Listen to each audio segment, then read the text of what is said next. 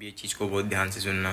क्या आपको पता है जो इंडिया की टोटल पॉपुलेशन है उसमें से सिर्फ 1% लोगों को ही रिच माना जाता है, और जो टोटल में 1% है जो लोग को रिच माना जाते हैं उन लोग पूरे इंडिया की 40% जो वेल्थ है, मतलब पूरे 100% में से जो 40% है वो सिर्फ 1% लोगों के पास है, और बाकी के जो 99% लोग हैं उन लोग के पास 60% वेल्थ है इंडिया की। तो ये आंकड़ा देखो कितना बड़ा है।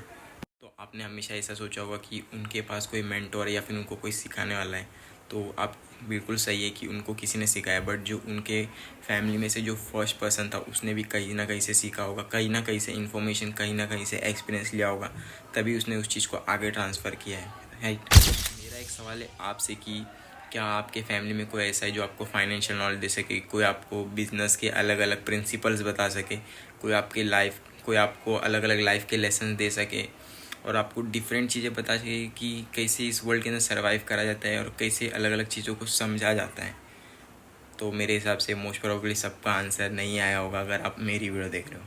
तो आप भी ये सब नॉलेज अपनी लाइफ में ला सकते हो। आप भी ये सारी नॉलेज, सारा एक्सपीरियंस जो दूसरों ने एक्सपीरियंस किया है वो आप ले सकते हो। बस शर्त है कि आपको एक काम करना है, वो है कि बुक पढ़ो।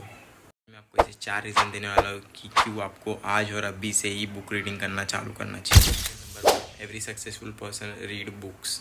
तो जो भी हाईली सक्सेसफुल है या फिर जो लोग बहुत इंटेलिजेंट पर्सन हैं उन लोग बुक रीड करते हैं। आप मानो ना मानो उन लोग करते हैं। तो आप अब आप यही चीज़ सोचो कि जो आप चीज़ करना चाहते हो और जो जो चीज़ आप करना चाहते हो और जिस पर किसी पर्सन ने वो पहले से करके रखी है, तो अगर आप उनकी हैबिट्स को अपनी लाइफ में अप्लाई करोगे तो क्या आप उस गोल तक जल्दी पहुंच नहीं पाओगे? हाँ या ना मेरे को बताओ। सक्सेसफुल लोग एक चीज़ को हमेशा प्रायोरिटाइज करते हैं, वो है नॉलेज, इन्फॉर्मेशन। आपने हर जगह सुना होगा कि information is everything, knowledge is everything. तो ऐसा क्यों बोलते हैं? बिकॉज नॉलेज से आप बहुत सारी चीज़ें कर सकते हो। अगर आपको किसी चीज़ का नॉलेज नहीं है तो आप उसके अंदर कुछ नहीं कर सकते, बट अगर आप उसका नॉलेज कहीं से ले लो, भले ही किसी पर्सन से लो। अब ज़रूरी नहीं कि एक कोई आपके लाइफ में हमेशा एक कोई पर्सन हो जो आपको हर चीज़ बताए। तो बुक रीडिंग करना एक बहुत ज़्यादा ही अच्छा ऑप्शन है, बिकॉज क्योंकि जिस पर्सन ने वो चीज़ पहले से कर चुकी है उसने उस बुक को लिखा है और उसके अंदर सब कुछ बता दिया है कि आपको क्या करना चाहिए, कब करना चाहिए, किस तरीके से करना चाहिए। तो आप एक उस नॉलेज को लेके आप भी सक्सेसफुल हो सकते हो, इसलिए आपको भी बुक रीड करना चाहिए। Second, your perspective will be change and you will think out of the box. तो आपने इस चीज़ को एक एग्जांपल से बताता हूँ। आपने हमेशा नोटिस किया होगा कि कुछ लोग एकदम बच्चे की तरह एक्ट करते हैं, भले ही उनकी उम्र 30 या 40 साल हो जाए। तो ऐसा क्यों? बिकॉज उनको मालूम ही नहीं कब कहाँ कैसे बिहेव करने। इसको एक एग्जांपल से समझाता हूँ। मेरे स्कूल में एक टीचर थे कि जिनको ना एक आदत थी कि जो अच्छे से बात करते हैं, मतलब रिस्पेक्ट देनी चाहिए, बट जो एकदम ज़्यादा ही पीछे पड़ते, जो हमेशा सर सर सर करते, जो बहुत ज़्यादा क्लोज होने की कोशिश करते, उन बच्चे लोग को हमेशा अच्छे से ट्रीट करते थे। और जो बच्चे लोग ऐसा नहीं करते थे उन लोग से, या फिर जो उल्टा जवाब देते थे उन लोग से एक गरज लग रहे थे। गरज मतलब गुस्सा, या फिर ऐसा होता है ना, रिवेंज टाइप, बदला लेने की कोशिश। तो मैं ऐसा सोचता था कि ये एक टीचर, एक गुरु है जो सब कुछ नॉलेज जानता है, मतलब कि हर बच्चे का सोचने का तरीका अलग होता है। तो ये उनसे बदला लेना क्यों चाहता है? ये उस बच्चे को अपनी तरीके से समझा सकता है। इसके पास लाइफ का नॉलेज है, इनके पास सब कुछ है, मतलब जो बच्चे के पास नहीं है। बच्चे नादान होते, समझता हूँ। अब मैं उनको ऐसा नहीं कि डिफेंड कर रहा हूँ शैतान बच्चों को, बट एक टीचर के पर्सपेक्टिव से अगर मैं सोचूँ तो टीचर के पास नॉलेज होता है कि किस बच्चे को कैसे हैंडल करना है। तो रिवेंज लेना कभी भी एक ऑप्शन नहीं होता टीचर्स के हिसाब से, मतलब मेरे हिसाब से मैं ऐसा सोचता हूँ। ये लोग ऐसा क्यों करते हैं? बिकॉज इन लोगों ने कभी इस चीज़ को रियलाइज़ ही नहीं किया, क्योंकि इनके पास ये वाला नॉलेज ही नहीं है। इसको एक और एग्जांपल से समझो कि अगर मैं कोई बुक पढ़ता हूँ और उसके अंदर से कोई थॉट उठाता हूँ तो उसकी वजह से मेरा पर्सपेक्टिव एकदम कम्प्लीटली चेंज हो जाता है। जैसे कि अभी मैं ये वाली बुक पढ़ रहा हूँ, the subtitle art of not giving a fuck. तो अब इस बुक के अंदर क्या बताया गया है कि आपको ज़िंदगी में होने वाली हर चीज़ से फ़र्क नहीं पड़ना चाहिए। लाइफ बहुत बड़ी है और आप हर चीज़ के ऊपर ध्यान नहीं दे सकते, राइट। तो मतलब मेरे पे डिपेंड करता है कि मेरे को किस थॉट से परेशान होना है, किस थॉट से नहीं होना है। अब रैंडमली कोई आके मेरे को बोल देगा तो मेरे को परेशान होने की ज़रूरत नहीं है, बट अगर कोई मेरे फैमिली में से या फिर कोई मेरा करीबी क्लोज फ्रेंड है तो मेरे को उस चीज़ के ऊपर ध्यान देना चाहिए। तो ये बुक इसी को अच्छे से अब जो लोग हैं जो इस चीज़ को नहीं समझते कि आपको हर चीज़ के ऊपर ध्यान नहीं देना चाहिए, उन लोग हर चीज़ को लेकर टेंशन लेते हैं। मैं भी देखता हूँ मेरे दोस्तों को छोटी छोटी बातों के ऊपर टेंशन लेते हैं। अब ऐसी बात नहीं कि मैं उनसे ऊपर हो गया, बाकी अब मैं पहले से ज़्यादा स्टेबल फील करता हूँ, बिकॉज मैं अब हर चीज़ के ऊपर ध्यान नहीं देता हूँ ना कि अरे यार ये ऐसा हो गया, वैसा हो गया, ठीक है, लेट इट बी, हो जाने दो, कोई बात नहीं। ऐसी बात नहीं कि ये नॉलेज मुझे सिर्फ बुक से ही मिल सकती है, बट कभी सोचा है ये नॉलेज मुझे 10 साल बाद भी मिल सकती थी, ये रियलाइजेशन मेरे को 10 साल बाद भी हो सकती थी, हो सकता है मुझे कल भी हो सकती थी, बट इसका कोई फिक्स टाइम नहीं है। हो सकता है मेरे को मरने तक ये चीज़ रियलाइज़ ही नहीं होती और मैं हर चीज़ के ऊपर ध्यान दे जाता और खुद की लाइफ को और ज़्यादा ये कर देता, ख़राब कर देता, तो कोई मतलब नहीं बनता। चीज़ें learn from other experiences.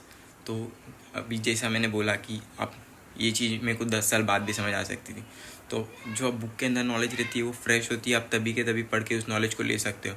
But अगर आप सोचो कि आप हर गलती को खुद ही करने निकल जाओ, हर चीज़ को, अब अगर मैं एग्जांपल लूँ लाइट का, तो लाइट बनने के लिए भी कितने ज़्यादा अटैम्प्ट हुए थे, मेरे ख्याल से 1000 या फिर 1000 के आसपास में कुछ रेंज में हुए थे।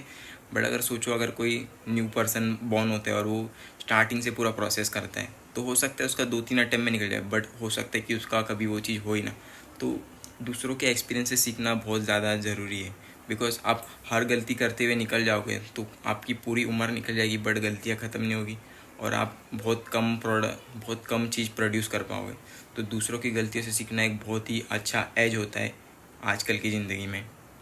तो जो दूसरे लोग ने पहले ही एक्सपीरियंस कर चुके, जो पहले ही फेलियर देख चुके, अब ऐसी बात नहीं फेल होने से डरना है, बट अगर कोई गलती आप पहले ही अवॉइड कर सकते हो, पहले ही सीख सकते हो।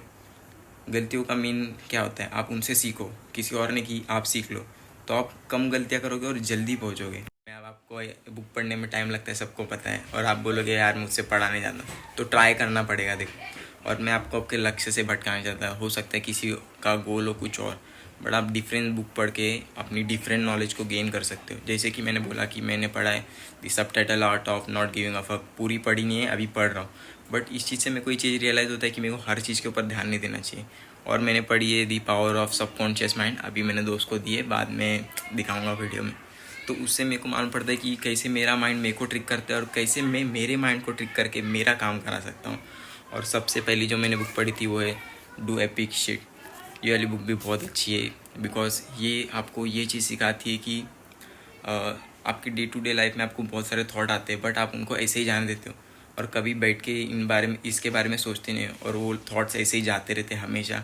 तो ये बुक आपको फोर्स करती है कि आप उनके बारे में सोचो। आप सोचोगे कि यार एक्सपीरियंस और नॉलेज तो मैं फ़ोन से भी ले सकता हूँ। तो मेरे हिसाब से जो ये 4th टिप है कि आपको हमेशा बुक यूज़ करना चाहिए रैदर देन फ़ोन से, कि अगर आप फ़ोन को साइड में कर दो और बुक में पढ़ो तो नोटिफिकेशन का प्रॉब्लम नहीं आएगा, अलग अलग चीज़ें आपको डिस्ट्रैक्ट नहीं करेगी। बुक में आप पेज खोलोगे, जो इन्फॉर्मेशन है सिर्फ वही पढ़ोगे, तो आपके ऊपर लेस डिस्ट्रैक्शन आएगी, जिससे आप ज़्यादा प्रोडक्टिव हो सकते हो। या फिर आप इस तरीके से बाद में ऐसा बोलोगे नहीं कि हाँ यार नॉलेज लेने बोला था किसी ने बट मैंने नॉलेज ली बट काम नहीं, क्योंकि आप फोकस नहीं थे, आपने वो नॉलेज को प्रॉपरली लिया ही नहीं। आपको उस चीज़ को समझना होगा। अगर आप नॉलेज ले रहे हो तो कम्प्लीटली ओपन रहो उस नॉलेज को लेने के लिए, ठीक है। अगर मैं कोई नॉलेज ले रहा हूँ और यहाँ बस पढ़ रहा हूँ, कोई मतलब नहीं, बाकी मैं लेना चाहता हूँ, वो नॉलेज को लेना चाहता हूँ, तो फटाफट आता है। एग्ज़ाम के लास्ट में होती है, जब आप डर जाते हो कि यार अभी एक दिन में कैसे करूँगा, तो आप ओपन हो जाते हो नॉलेज को लेने के लिए, नॉलेज अंदर समा जाए आपके, तो आप फटाफट पढ़ते हो, आपको सब कुछ समझ आने लगता है। बट वही अगर एग्ज़ाम अभी 2-3 महीने दूर है और अभी पढ़ने बैठोगे तो आप अपने आप को बंद कर लेते हो कि नहीं यार नहीं पढ़ना, और फिर आपको ऐसा लगता है आपको कुछ समझ ही नहीं आया।